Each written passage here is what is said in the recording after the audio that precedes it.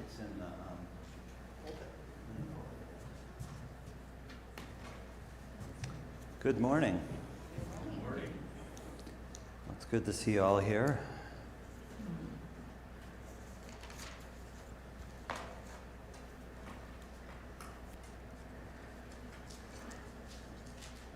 Let's go ahead and start by reading in our Bibles. And we'll read from Genesis 18 today.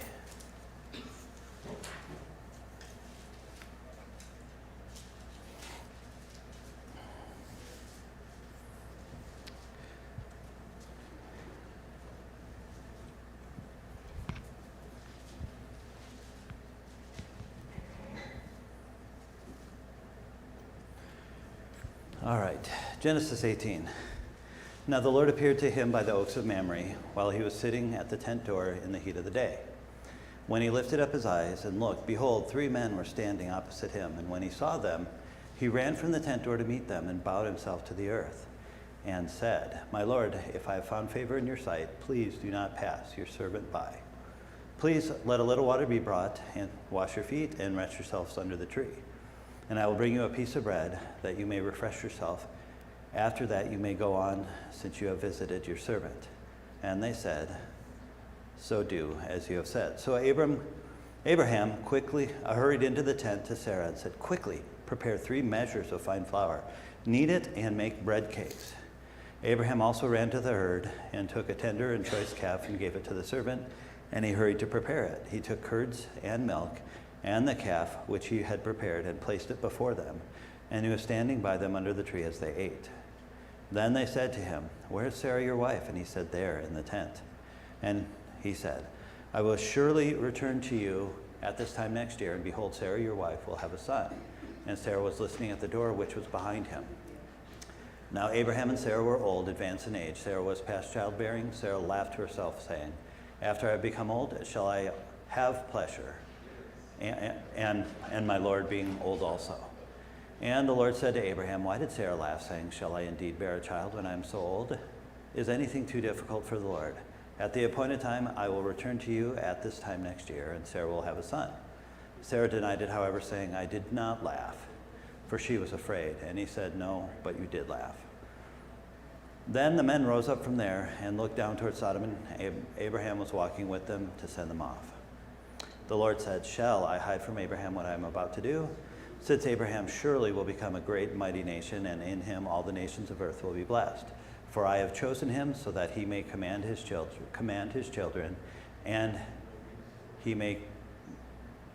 his household after him to keep the way of the Lord by doing righteousness and justice, so that the Lord may bring upon Abraham what he has spoken about him. And the Lord said, The outcry of Sodom and Gomorrah is indeed great, and their sin is exceedingly grave. I will go down now and see if they have done entirely according to its outcry, which has come to me, and if not, I will know. Then the men turned away from there and went toward Sodom, while Abraham was standing before the Lord. Abraham came near and said, Will you indeed sweep away the righteous with the wicked? Suppose there are 50 righteous within the city.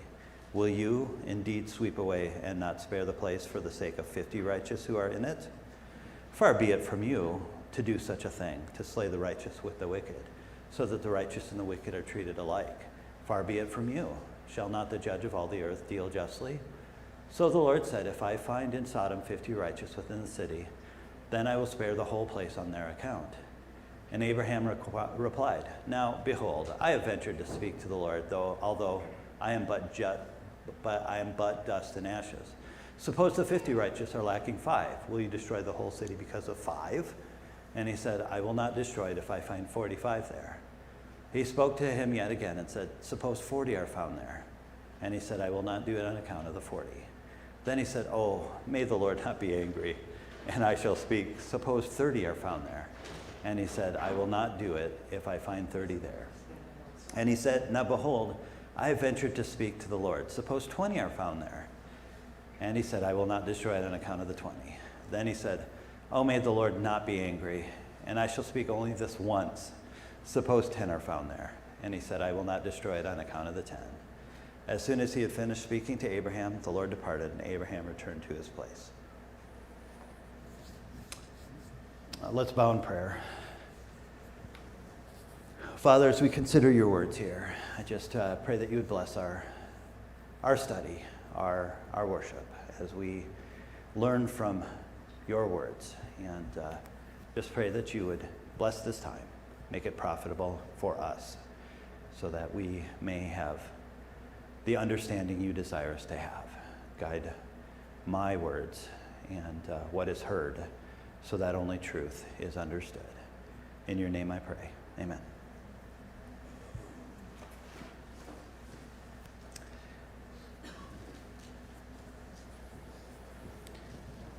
All right, so last week we left off with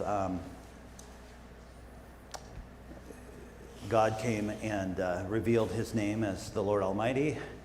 He gave Abram the name Abraham, the father of nations, and Sarah, her name being changed from Sarai. And then he had Abram, and he gave Abram the covenant of circumcision. And so at the end of the chapter, Abram and his whole household, including Ishmael, were circumcised. So we pick up this chapter, which is kind of a transition chapter. Chapter 19 deals with Sodom and Gomorrah, and so it kind of shifts gears during the middle of this chapter, but it's still kind of a postscript to last chapter. We don't know how much time has passed from the circumcision.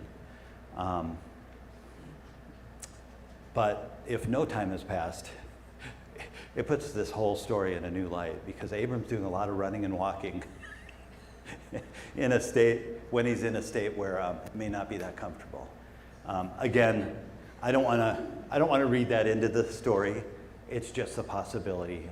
Some people interpret that there is no time that passes. And we can get into that, because some of Sarah's responses,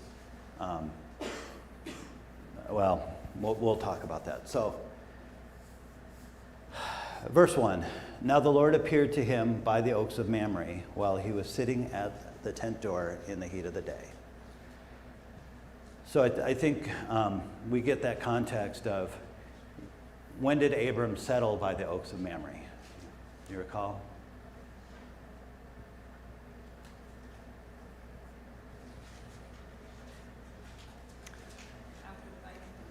Yeah, after dividing from Lot.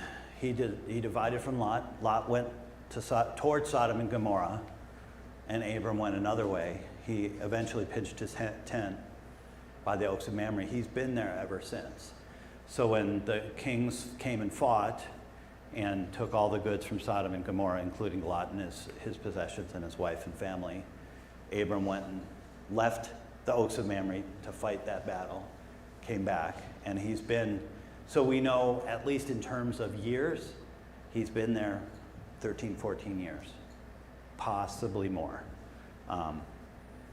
possibly as much as, it's been about 25 years since he left Terah. We know that first year he went down, possibly the first year, but in the very early days he went down to Egypt, came back, and then he and Lot separated after some amount of time. So more than 14, less than 24, but he's been there for a while. So he's been established and known to be in that place. The word for appeared here is the same word that, one of the questions that always comes up is, the Lord appeared to him by the oaks of Mamre. Verse 2, when he lifted up his eyes and looked, behold, the men were standing opposite him, and when he saw them, he ran from the tent door to meet them and bowed himself to the earth. So is it just three guys walking down the lane? Abram sees them and runs. Or is this a kind of appearing that is unusual? We don't know. The word for appear here is the same one that's used in chapter 17, verse 1. Now when Abram was 99 years old, the Lord appeared to Abram and said to him. And it's also the same appeared that's in chapter 12, verse 7. The Lord appeared to Abram and said, to your descendants I will give this land. So it's the same word. The same word used in a different context can have a different meaning. So I don't think there's anything. Abram was sitting under the tree looking around. Poof, 3 guys were there. Oh, I don't know why we would possibly read that into this, but I suppose it's a possibility. But again, he looked up and he ran from the tent door to meet them and bowed himself to the earth. Again, under the guise of if it's immediately following or very soon after. Because remember, in the last chapter, he does say, as he's giving the promise to Abram,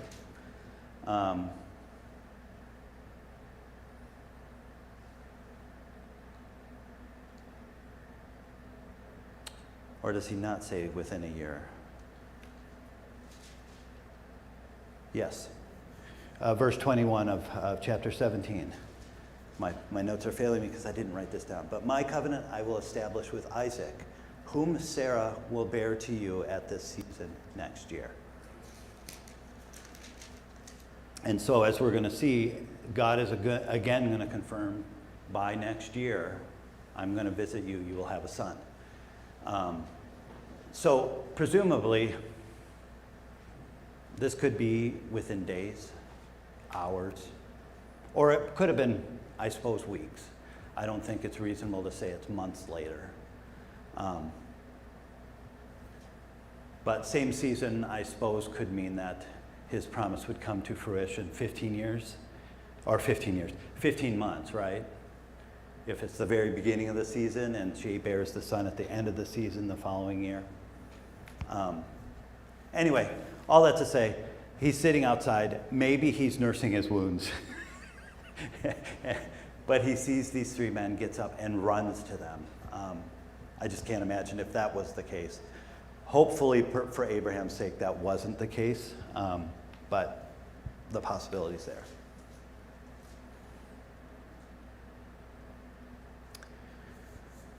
All right, then verses 3 to 8 represent, I'll just read all those and we'll kind of take them as a chunk.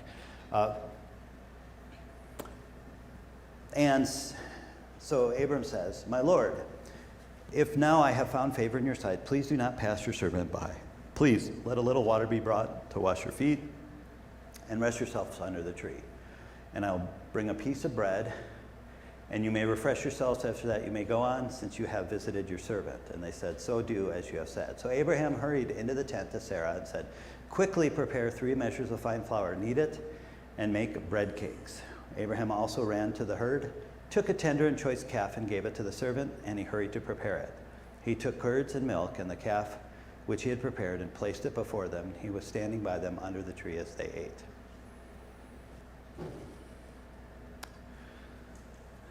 All right, what do we see here? What's Abraham? Do you do this at your house?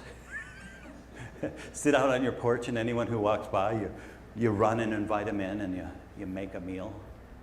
Not just a small meal. It's a big meal. I guess if you're a nomad out in the middle of the desert, any guest is kind of excited. Yeah. Yeah, I mean, we don't know exactly what that was like, but yeah. And we don't know the condition of the 3 travelers. There's a lot of things that we don't know. Again, this idea of the appearance of these people walking, how did that happen? Did Abram know that it was the Lord? Because that is a possibility, right? It's also written in such a way that it's a possibility he doesn't know. We're not told. What was in Abram's mind when he pulled these 3 travelers aside? Did he know it was the Lord or did he not? But this is some incredible hospitality. I'll just call it that. It starts out reasonable, right? Do you want to? I've got some, my tents are by some trees here. There's shade. I'll get some water. You can wash off your feet, right? Totally reasonable. totally hospitable, about as far as I think I would ever go. Right? But then he's like, well, I'll give you a snack. But it's not a snack he's working on here. Do any of your Bible footnotes tell you how much the 3 measures of flour is?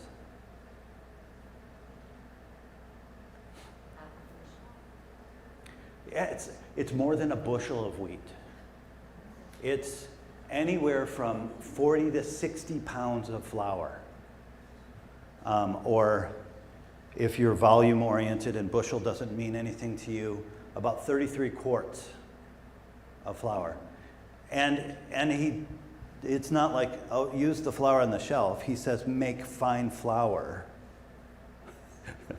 So he didn't ask her to thresh it, but she's got to grind it and then knead the dough and then bake. And I think that would be somewhere in the realm of 20 to 30 loaves of bread in our modern day parlance. Now, I don't think they had the intention of forcing them to eat it all in that sitting. I don't know if it was, hey, these guys might stay for a while and we'll just have the whole clan come together and we'll eat together and sup. I don't know what Abram was thinking. And then it was a pretty lavish thing to take a tender and choice calf and then mix it with milk and curds. Milk at this time was considered a luxury. So just saying that there's something here about this encounter where maybe this is how Abram always was. Like Lynn said, maybe they didn't get many people walking by in the desert. And so it was a big deal anytime Abram got to talk to someone else. Maybe. Maybe he was just maybe one of his gifts was hospitality, and he just enjoyed doing this. God had blessed him richly, and he was not holding on to his wealth, right? He was sharing it. I don't want to make a lot of this. I will say that there are some people who start to look at this passage, and we sometimes ask the question of, why does God do what he does? Why did God pick Abram? And there are some people come to passages like this one and say, see, Abraham was an amazing man. That's why God picked him. Abraham was somehow worthy to be picked. And then they try to extrapolate from this story, so therefore make yourself worthy. Is that what the Bible teaches? No. The Bible teaches God chose Abram. He blessed him. Now, Abraham behaved this way. We don't know why, but it's an amazing story, and he's very lavish on his guests. And I think that's a good thing. I think it's good to be hospitable. I think it's, but I don't think that this shows his worth. This possibly shows the impact of God working in his life, but not some intrinsic worth that Abraham had prior to or because of God picking him. Well, Joel, in Yeah. 18 verse, when it said the Lord appeared again, that's what my Bible says.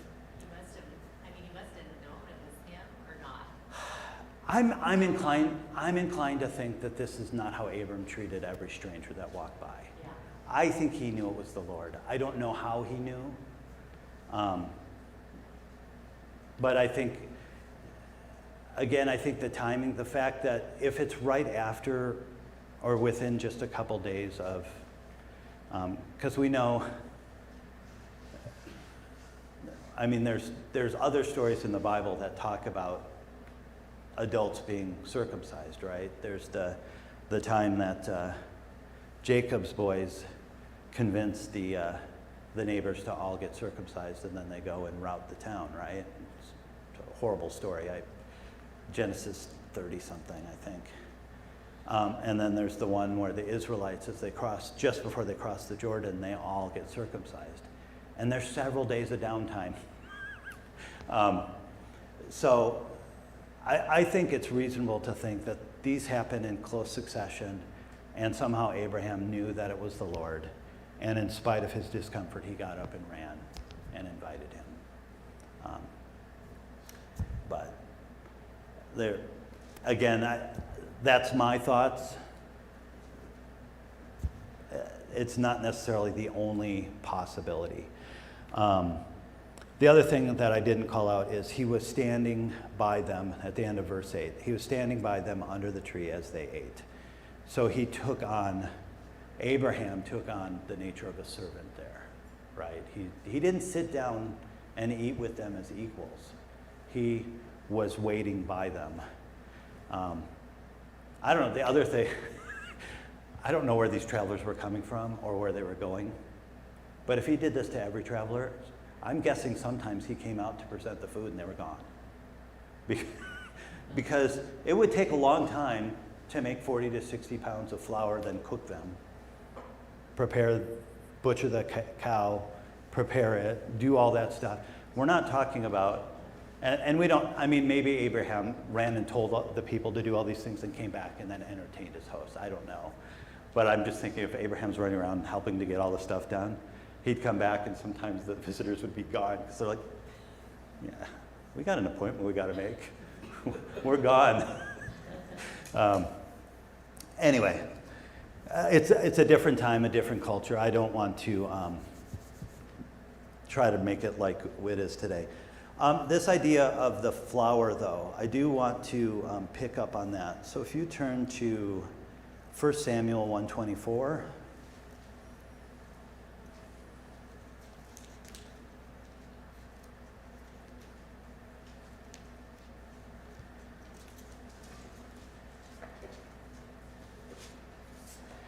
Because it's a recurring theme, this idea of 3 measures of flour comes up in some other places, but it comes up in some fairly prominent places, and I think there's a reason why it keeps recurring. But, so this is Hannah. And so Hannah's story is she's one of, see if you find any parallels to the story of Abraham and Sarah. Elkanah has 2 wives. One with children, one without. The one with is hard on the one without. Notice any parallel? So Hannah is desperate. She prays to the Lord, and Eli, on the Lord's behalf, says, your prayer has been heard. Hannah goes home with Elkanah. She gets pregnant, and they have Samuel. And 124 is just the recording of when Hannah presented Samuel to the Lord. Now when she had weaned him, she took him up with her with a 3-year-old bull and 1 ephah of flour and a jug of wine, and brought him to the house of the Lord in Shiloh, although the child was young. So part of that prayer, she said, I will dedicate my child to the Lord if you would just hear my prayer. And so Samuel's very young here. 1 ephah of flour is 3 measures, or the 40 to 60 pounds of wheat. So that same measure comes in, and incidentally, it's in a very similar story with parallels. And then also, if you would turn with me to Matthew chapter 13. This one I wrote down. It's page 972 in the Pew Bibles, if that's what you're in. Matthew 13, 33 to 35.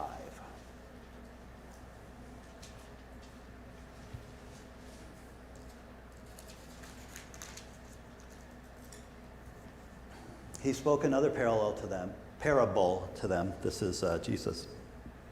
The kingdom of heaven is like leaven, which a woman took and hid in 3 pecks of flour until it was all all leavened. Oh my goodness. Until it was all leavened. All these things Jesus spoke to the crowds in parables, and he did not speak to them without a parable. Well, the parable is just the one verse. The 3 pecks here is the same measurement. So we're talking, and in this case it's a parable, but it is using the same measurement. And there are some Bible scholars that think that many, at least of the Pharisees and those trained in the 5 books, would have been able to recognize the 3 pecks tying back to the story of Abraham. But to take a little bit of leaven and put it in 40 to 60 pounds of flour, if you knead it long enough and give it enough time, the leaven will cover the whole thing. So just a few prominent places where we have that same measurement.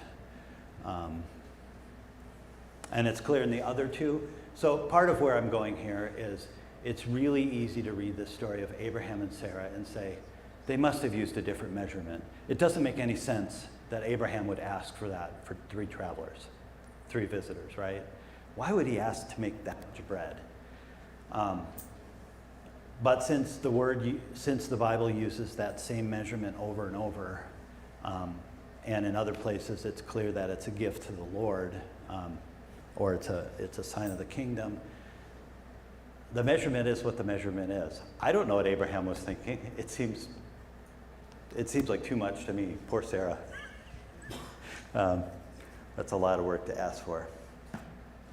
She has servants, right? Well, she had servants. Sure. Yeah, she would have said to her household, hey, I need help. I don't think there's any, not quite the same as Korean. We're having a couple people over. Can you make 20 loaves of bread, please?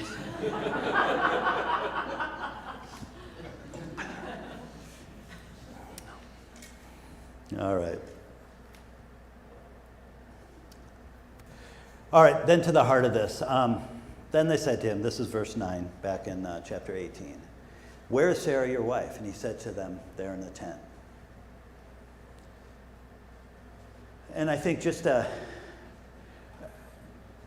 we shouldn't read into this something that this would be very common, right?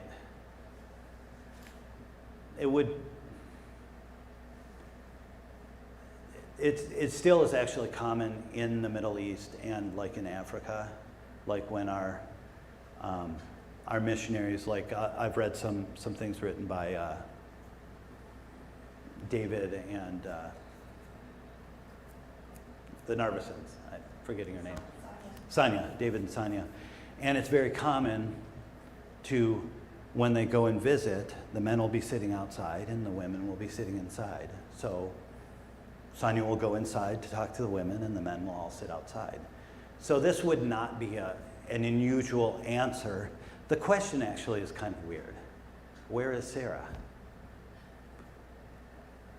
She's inside like she would normally be. She doesn't hang outside and meet strangers. You know, I mean, so there is an element of this question that it actually stands out. But Sarah is where she would normally be. This is a normal cultural thing. She would not normally come out and make her host comfortable. I'm sorry, as a host to make her guest comfortable. Unless there were women, in which case the women would file to wherever the women were, and then she would make the women comfortable as the hostess. So, anyway, it's just something that stands out. Abraham says, and Abraham said, there in the tent. So, all right, verse 10, he said, I will surely return at this time next year. Behold, Sarah, your wife, will have a son. And Sarah was listening at the tent door, which was behind him.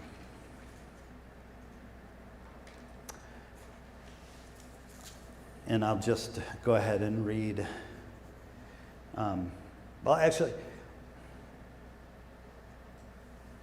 So God is now confirming again the same promise he made last chapter, right? Sarah's going to have a child. It's going to be next year. But what's different this time is that Sarah is in the hearing of it.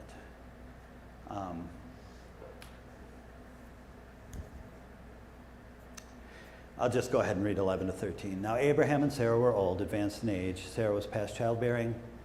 Sarah laughed to herself, saying, after I become old, shall I have pleasure, my Lord being old also?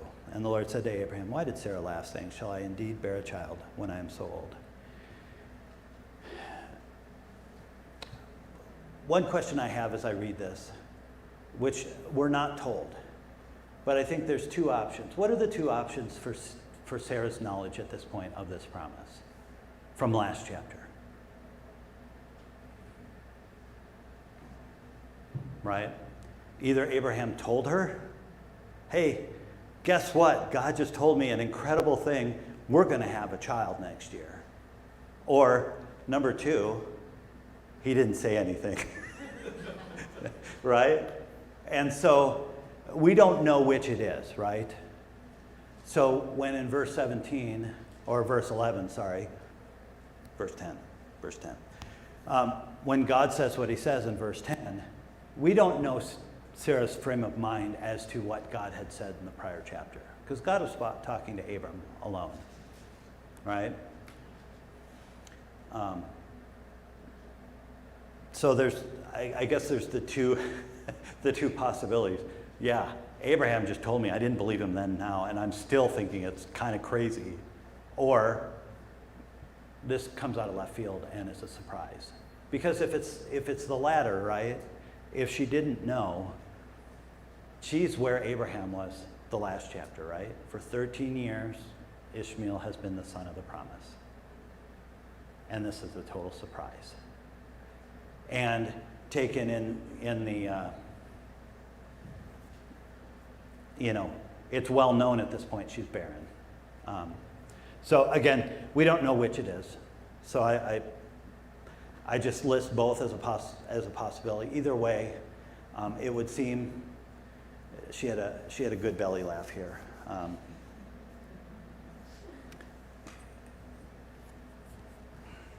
And I think it's the same as what Abram had in the last one. It's a laugh of, that's impossible. Kind of funny to talk about it, but it's not going to happen. Not necessarily. Ultimately, does the New Testament record Sarah as being a person of faith? Yes. In this moment, was there doubt? Sure seems like it.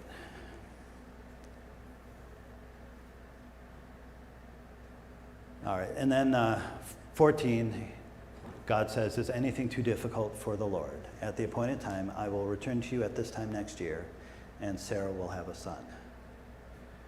So 3 times now he said, it's going to be next year. It's going to be next year. It's going to be next year. Twice in the hearing of Sarah, and then once last chapter. And I think, again, Jeff said it last week, this is a wonderful picture of if God can allow the person who clearly is not ever going to have a child, what else can he do? And so God puts it perfectly here, because that's what God does. Is anything too difficult for the Lord? He can give children to the childless, and he can save souls. All right, I've been doing a lot of talking. Anything that I've missed that you guys see in this whole thing, or comments you want to make? Because it's going to take a turn here. I guess as part of this, Sarah denied it, however, saying, I did not laugh, for she was afraid. And he said, no, but you did laugh. I assume 15 is a side conversation after the visitors leave, where Abraham said, what were you doing laughing in the tent? She's like, I didn't laugh. Abraham said, yes, you did. I don't know, but it's not clear to me who that conversation is. The other possibility is, do you have a footnote that says something? It capitalizes the he. Okay.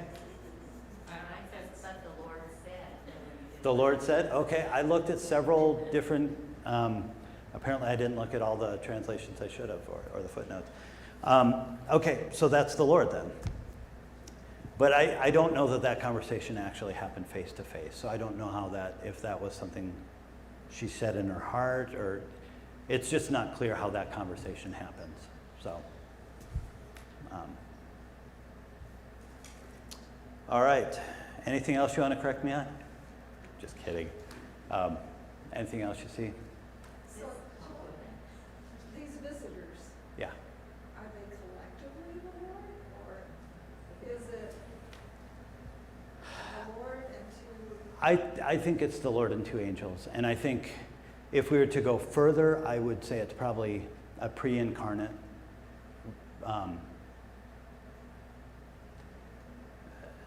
It's a pre-incarnate, what do you call that? Well, yeah, this would be Christ, because he's got a body, he's visible.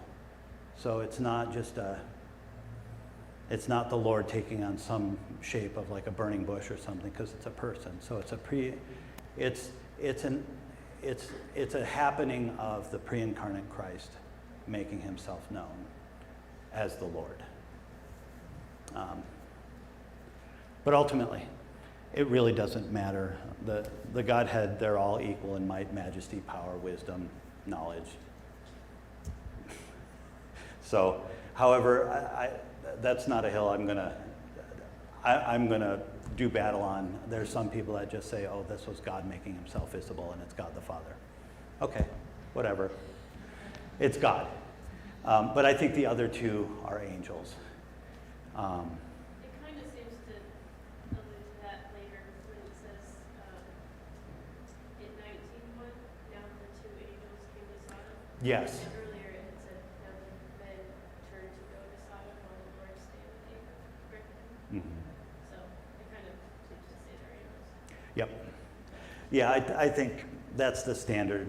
I think understanding is it's two angels and the Lord, but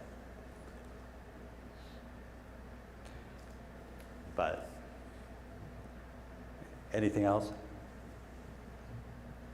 Would there be anybody who'd say, well, that's the Trinity, there were three of them? There could be some, sure. And just because two show up declared as angels in Sodom doesn't mean it's the two that leave, right? But I think it's reasonable that for whatever reason the Lord is traveling with two angels. Maybe But- one was Abraham's guardian angel, one was There you go. There you go. And there also is the idea in the New Testament of some have entertained angels and not known it. So that would be a verse that some people cling to say Abraham didn't know who these people were when he pulled them aside. He was entertaining angels and the Lord.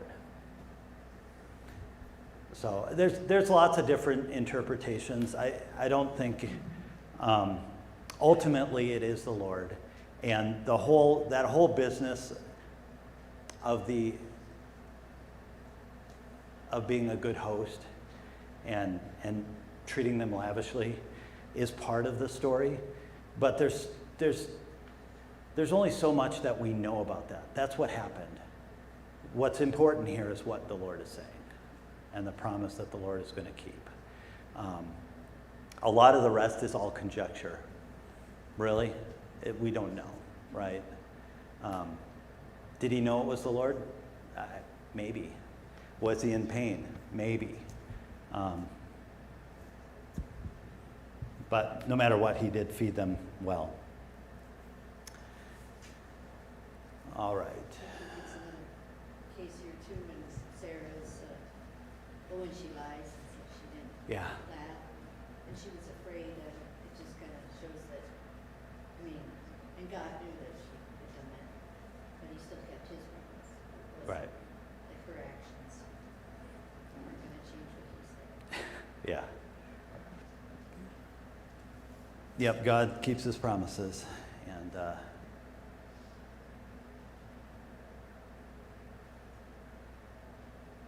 assume the Oaks of Memory is out on the desert someplace, and this is kind of I assume the Oaks of Mamre were maybe like an oasis, a spot where there was water, because there were these tall trees that everybody knew of. And remember, Mamre was an Amorite. We don't know if he was a king. He might have just been a wealthy man with some land. We don't know. But remember when Abram went and fought that battle, he went with Mamre and his brother, and presumably there would have been other Amorites in the party. And then Abram's household was like 350 people.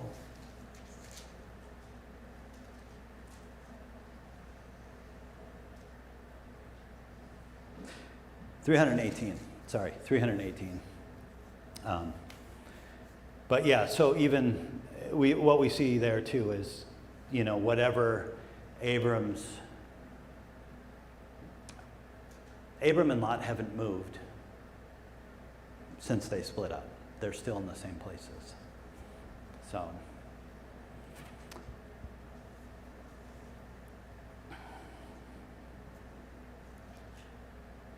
was thinking that out on the desert like that, there probably weren't too many people that just dropped by. And Mhm. hospitality, maybe not as extreme as what Abraham would do, but Mhm. was a matter of survival. Yeah, and Sharing then the water that they had. there was also, we'll get into that in the next chapter, but there was also, once you took someone into the protection of your house, it was,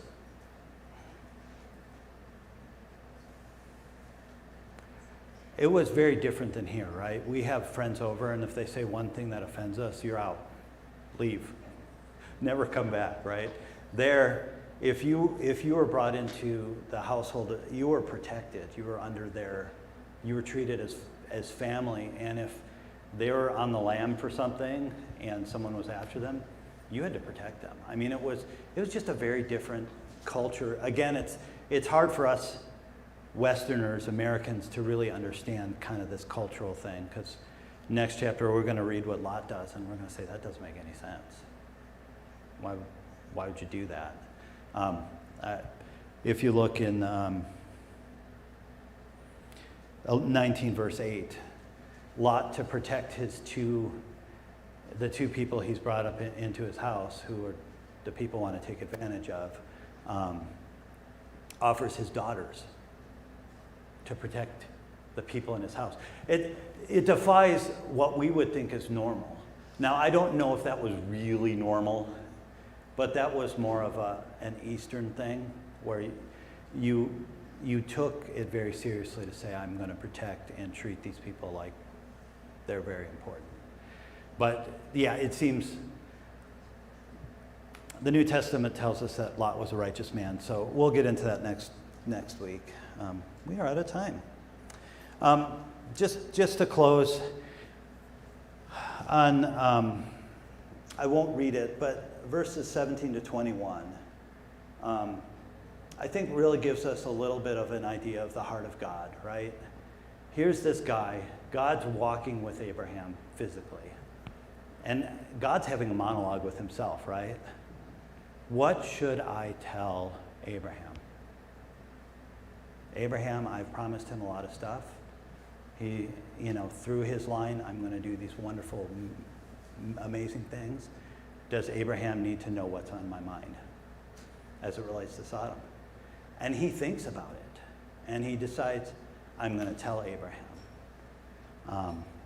I just think it's a real interesting insight to how God operates. He doesn't always tell Abraham everything.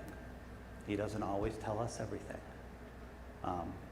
I think we can be sure he always tells us what we need to know. But just, I guess, something to provoke your thoughts with. We'll pick up there next week, and we'll deal with Sodom and Gomorrah hopefully in 1 week, but no promises. All right, let's close in prayer. Lord Jesus, thank you for your word. Lord, thank you for these promises that we can see that you made come about, giving children to the childless, and confirming your promises, and bringing about your salvation so that we can be freed from sin and to be in fellowship and communion with you forevermore. Lord, help us to continue to glorify your name as we continue this next hour, and just pray that it would be pleasing in your sight. For Jesus' sake, I pray. Amen.